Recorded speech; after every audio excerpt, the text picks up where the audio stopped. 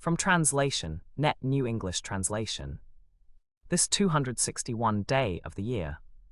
Today we are reading passages Daniel 10 to 12. Daniel chapter 10, verses 1 to 21. In the 3rd year of King Cyrus of Persia, a revelation was given to Daniel, whose name was also called Belteshazzar. The revelation was true and concerned a great conflict. He understood the revelation and had an understanding of the vision. In those days I, Daniel, was mourning for 3 full weeks. I had eaten no rich food, no meat or wine had touched my lips, and I had not anointed myself at all until the end of those 3 weeks.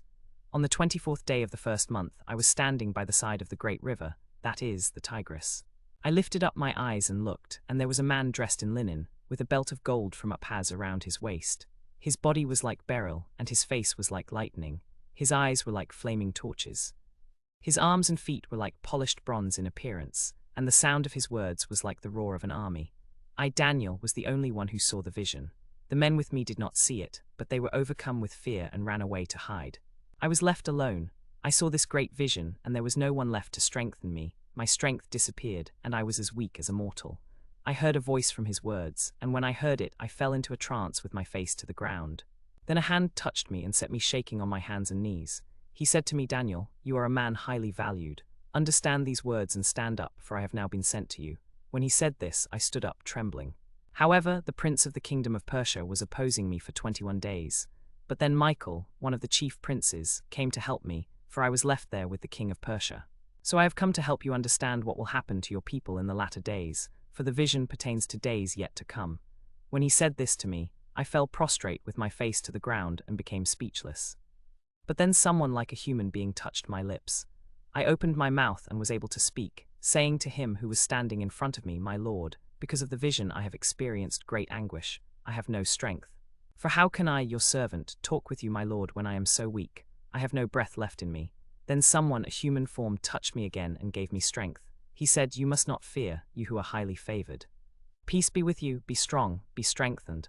When he spoke to me, I was strengthened, and I said, Please speak, my Lord, for you have given me strength. Then he said, Do you know why I have come to you? But now I must return and fight against the prince of Persia. When I depart, the prince of Greece will come. But I will tell you what is written in the records. There is no one who can stand up against him except Michael, your own prince. Daniel chapter 11, verses 1 to 44. In the 1st year of Darius the Mede, I stood up to support and protect him. Now I will tell you the truth. Persia will have 3 more kings, and then a 4th will be much wealthier than all of them. By the time he has become powerful through his riches, he will stir up all the nations of the Mediterranean.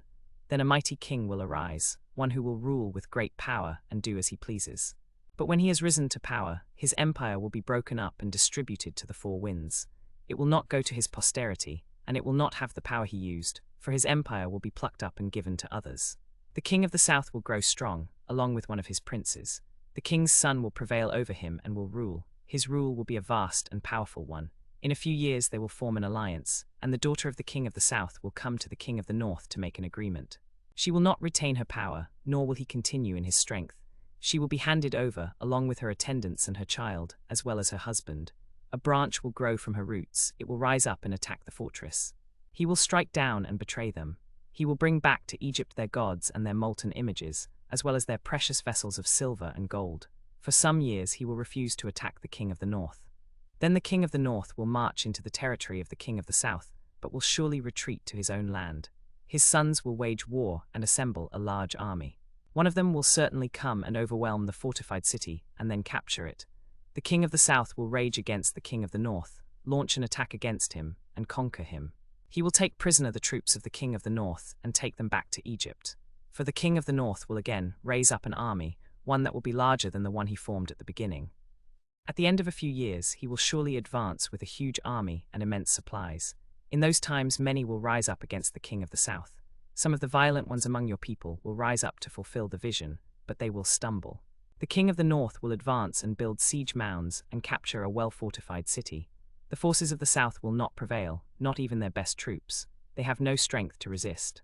The one who invades will do as he pleases, and no one will be able to stand before him. He will gain control over the beautiful land, and all within it will be destroyed. His intention will be to come with the force of his entire army and take captive the beautiful land. He will make a peace agreement with it, and for some time he will give him the daughter of women in marriage. After this, he will turn his attention to the isles of the sea and capture many, but a commander will bring him to a halt. In fact, he will pay back for his aggression. Then he will turn his attention to the fortresses of his land, but he will stumble and fall, and will not be found. His successor will bring tribute from Egypt to the king of Assyria, but he will not continue to be a king, for he will die humiliatingly. There will arise in his place a despicable person. He will not have the grandeur of the king, but he will come in and gain the kingdom through deceitful promotions. The one who forces him out will raise up a sword. They will raise up a sword and will cross over and enter into his fortress. By his own cunning he will cause the leaders to become treasonous. The one in league with him will corrupt them with bribery, and he will prove himself to be deceitful. He will steal away rich stores. He will give food to those who are survived. He will spoil rich storehouses. For some time he will make out as if he rules with the strength of his military. He will awaken the forces of his heart and raise up an army that will overthrow him. This will be a great victory. But his heart will be crushed and his plans will be thwarted. His own stomach will be the source of his nourishment. It will be the cause of his ruin, and it will leave him to starve. The two kings' hearts are set on doing evil. They will lie to each other at the same table, but it will not succeed, for the end is still to come at the appointed time. The king of the north will then return to his own land with much plunder. But his mind will be set against the people of the Holy Covenant. He will take action and then return to his own land.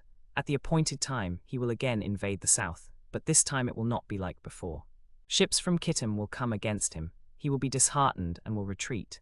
He will be furious and take action against the Holy Covenant and its people. His forces will rise up and profane the temple and fortress. They will abolish the daily sacrifice and set up the abomination that causes desolation. The good people who know their God will be strong and carry out great acts of rebellion. The wise men among the people will give instruction to many, but they will fall by sword and by flame, and be plundered and taken captive for a long time. When they fall, they will receive a little assistance. But many will join them deceitfully. Some of the wise will stumble and fall, but they will be refined, purified, and made clean. It will be a time of distress, but at the end of that time they will be rewarded. The king will do as he pleases. He will exalt himself and magnify himself above every god, and he will utter dreadful things against the God of gods. He will succeed until the wrath is finished, for what is decreed will be accomplished. He will not pay homage to the gods of his ancestors, or to the one whom women love.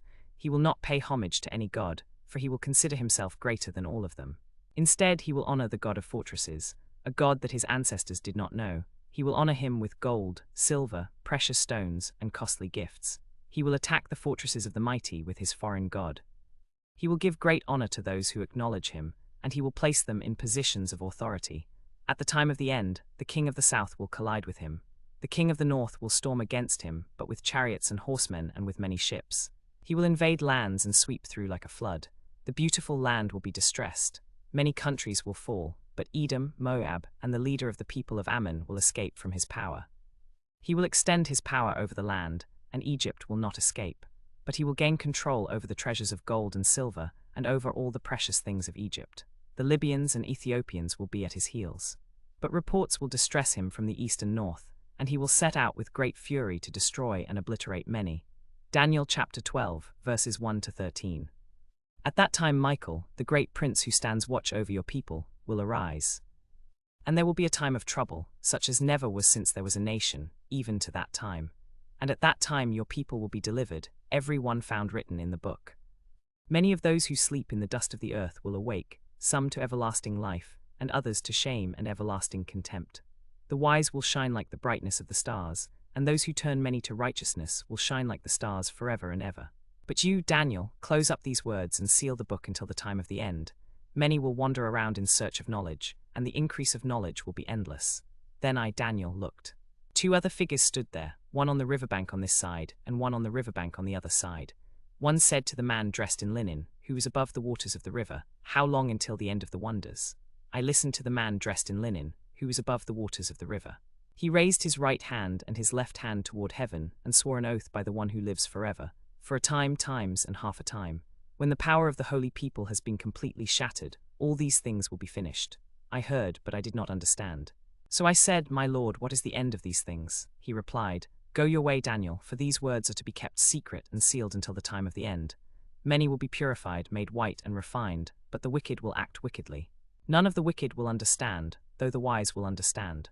From the time the daily sacrifice is removed and the abomination that desecrates is erected, there will be 1290 days.